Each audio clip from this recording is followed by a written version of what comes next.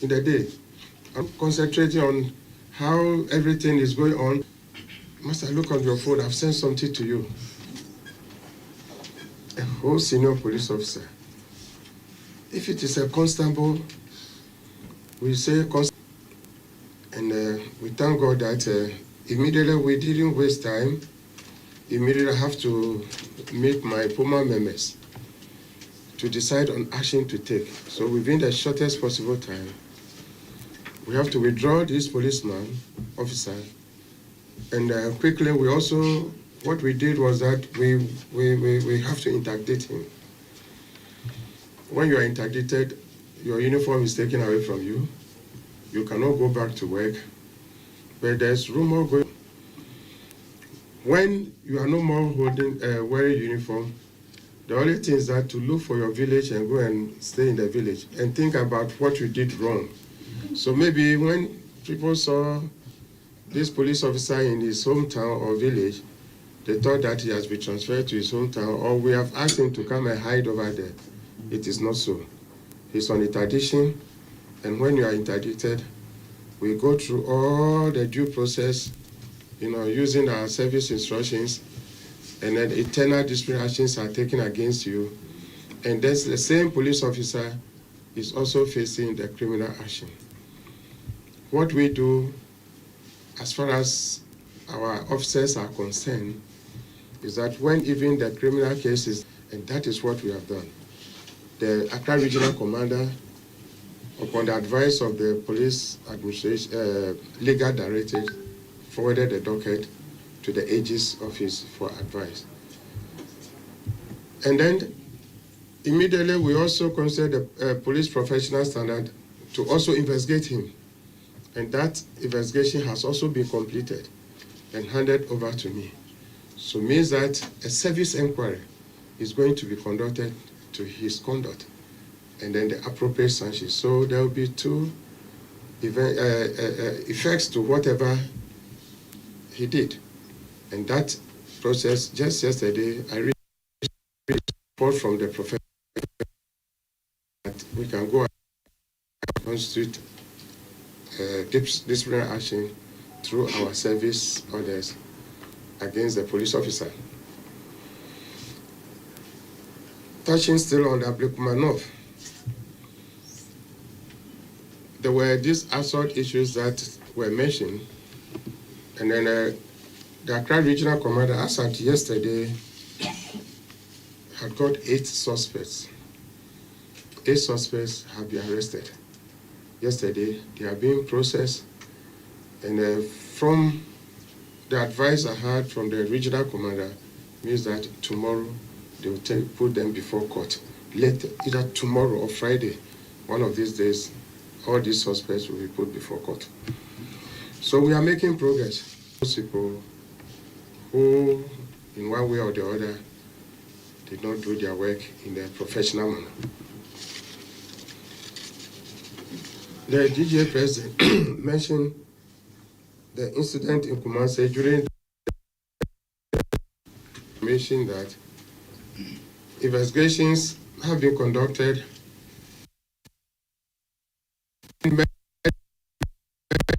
As of today, they have not brought their medical forms for the suspects to be put before court.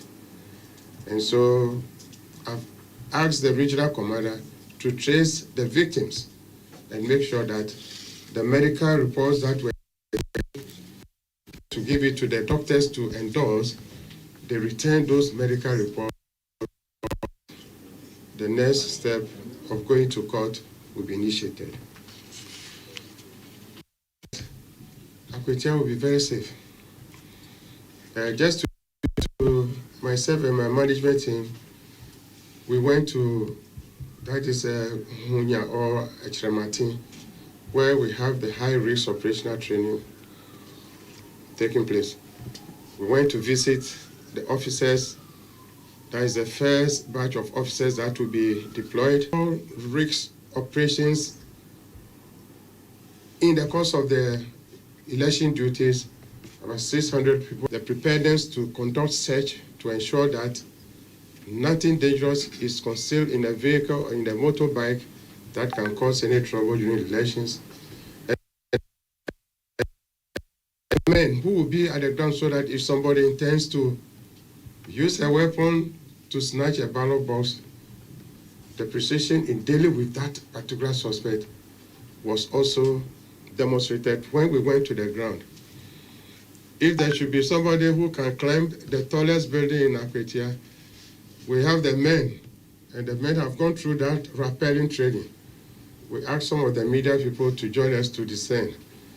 You know, walking through the distance to the waterfalls, it wasn't easy. But they managed to join us to see. We wanted to show everyone we are prepared and we are preparing.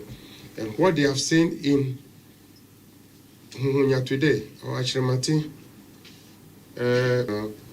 those 600 men have already moved. You know, we heard so many TikToks and the social media comments. People said, oh, no, we are going there with arms and everything. We want to assure you that the police will deal decisively with those people. And I think their cowards, they cannot come. They cannot come because if you see the way we are prepared, the high level of preparation towards, I have told people that our eyes are red. I met even the political parties, that was yesterday, and I told them that you, the politicians, you bought the Black Maria for us. The Black Maria is the prison on wheels. And then if you don't talk to your people very well, they come to misbehave, we'll put them in the Black Marias. We will not wait a second for somebody to misconduct himself or herself before we ask that they should arrest. We are going to deal with it decisively.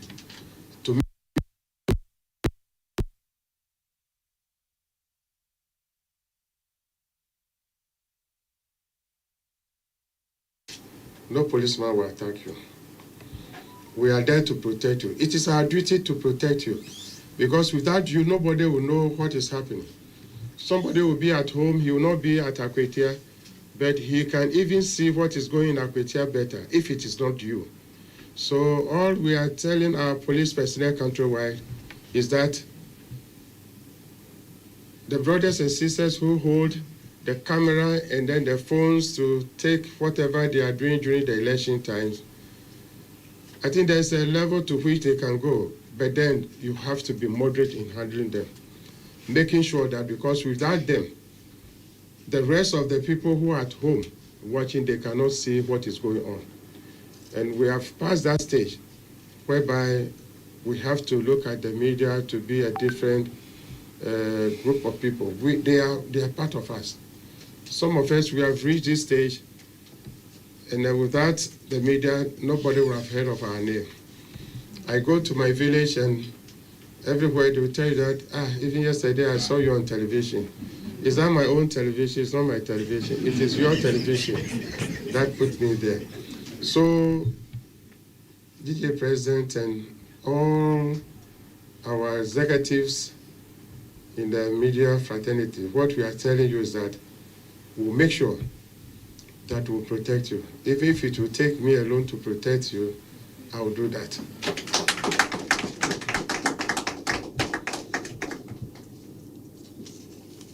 Before I continue, I think I should have started first to say that GJA President and your executives, we want to use this occasion to congratulate you on your swearing into office. And we are happy, we have heard of you. Unfortunately, I lost your contact number. The number I had in the far years is not the number you are using these days. So you were communicating with me, I was also communicating, but they were all going different directions. So you didn't hear from me that I was congratulating you. Myself and my former members, we say we congratulate you for your appointment. Working with the media, when I took over as the Inspector General of Police, the first thing I did, Public Relations Directorate. I called the director and said, let's organize training for our people who for about almost 2 or 3 years were not allowed to talk, were not allowed to communicate with the media, and they're making communication with the media very difficult. Let's open the doors so that people will know that we are ready to work with you. And that is what I did. And that shows that I'm somebody who really loves the media so much. We want to do, I discussed with the GJA president the last time he visited, that we want to organize some training for both the police and then the media, so that when we engage in this type of training, we understand the roles of each other better. And I think he also brought the idea that this type of training, they will all go to Achiramati Huhunya, where myself and then Mr. Ben Efson will rappel from the top to the ground. Yes, so we are ready to work with you. But I assure you that all cases that involve the perpetrators are all brought to book. As at this stage, either tomorrow or Friday, the number of people that we have got with us now, the AG also give us the green light for the police officer to put before court. We have done it that way because that is the procedure of handling, especially a senior police officer up to that level, a man who was on duty, performing duty, but out of lack of control of temper, he went to that extreme. Who out of the blue commits any incident. But this one, he was on official duty, performing duty, and then in the course of that, he went to the extra mile. So in this case, we have asked that the AG should advise us the way to handle him. But then,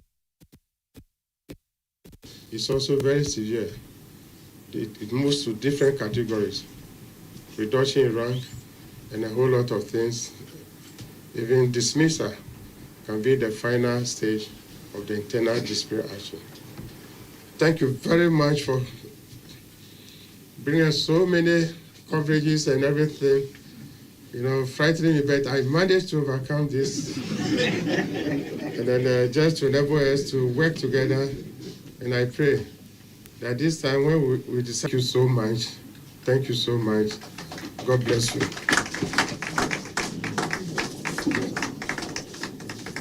Ladies and gentlemen, can we do it better for the IG and his team? And now that we have been given an assurance of our safety, I believe that the relationship between the media and the police is going to get better. On this note, I will invite the President Association. A big round of applause.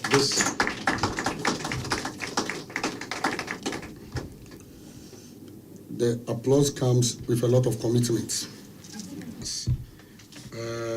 We expect to see action. I believe that you walk the talk, and you can be rest assured we are also ready to compete with you in all aspects to ensure a safe country, a safe and peaceful country. And let me also start by saying that it's also relieving, very relieving, for IGP to say that our good brother and colleague, the EIB victim reporter, come. So this is the guy who was assaulted by officer. Come here, come. At least, at long last, we will get justice for him. We are patiently monitoring the proceedings, and we'll see what happens in court. And we believe that the courts, with the competent judges we have, will do needful by making sure, because we always say that attacks on the media or journalists are usually premeditated. And I'm not referring to this very one. So we should always see such attacks as a serious. We'll wait and see the prosecution. We will follow the regional commander. I know you are here. Our legal team is ready to join you in court when you are processing to court. We want to be there to follow proceedings, to know the charges prevailed. So you can sit. Thank you very much. Yes. In fact, he's here with his general manager. That should tell you that everybody is what? Yes. We have done well to arrest someone. At least you have done well. Yes, we have done well. That's commend you. From 2 to 8. From 2 to 8, yes, that's good. It's good, Yes, but we want to see the action. No, 2 to 9. If you had a policeman, you count 2 to 9. 2 to 9. So we want to see that. So thank you. And again, into the following cases, we mentioned the Latif Idris's case, even though we are aware that one suspect has been arrested. We want to know the state of investigation to that matter, or the prosecution. Yes. Yes, the Untumi issue. Yes, we want to know. And you know, Latif has 2 issues with you. The Untumi one is number 1, and we have old one. Yes, yes, we know you say cold case, but under you, there's nothing like cold case. Let's resurrect it. We want to know. We want to. I know my brother Latif Idris is here. So IGP, if you permit me, I want to invite him. Latif, if you are here, just come forward. He called.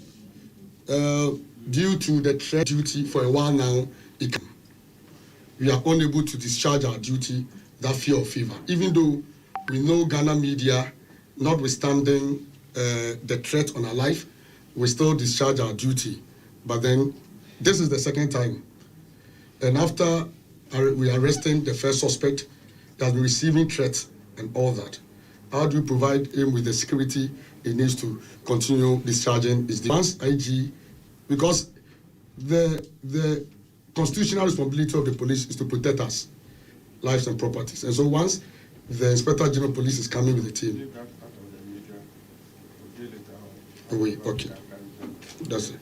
Okay. So we want to know, it's okay. So we want to know Latif's first case of attack in front of your CID headquarters. I was not born.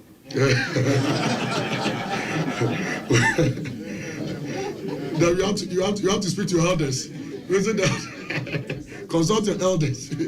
Yes. Yes, we want justice for our brother. Gravitation is very, very key. And I call on your good self. If you can do that, I think that will bring that case to rest. Yes.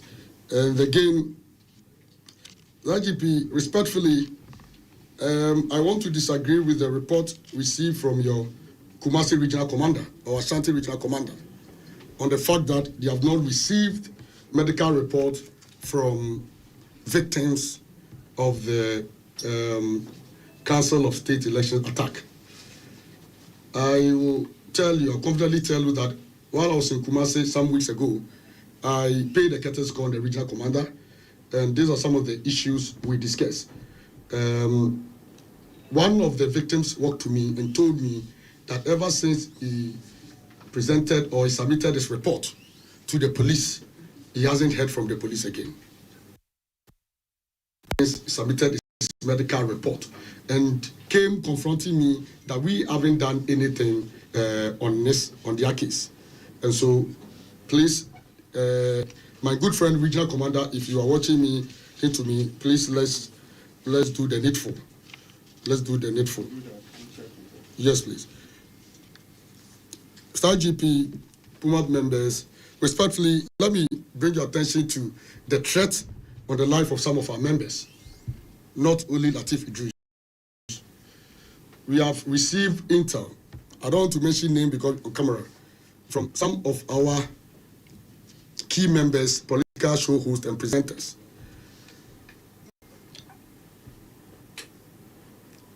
Has been constant threat on their life by anonymous personalities, and some are also political kingpins.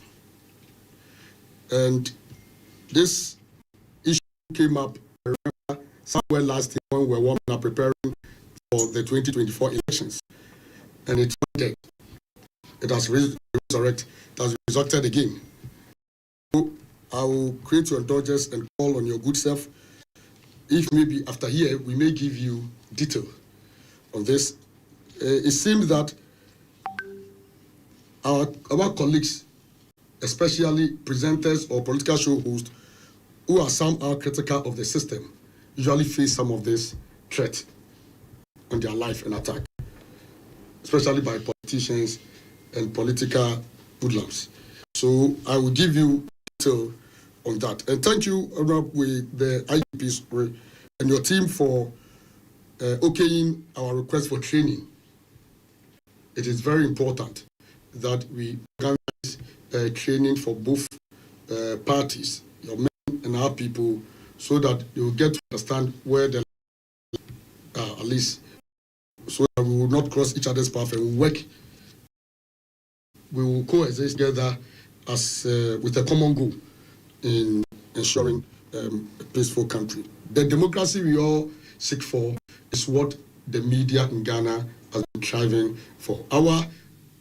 And so without the media, there will be no democracy, and your work will also be difficult. And so we count on you with this training. And on that note, I have my senior colleagues here. I may give them 2 minutes each to make remarks that the NMC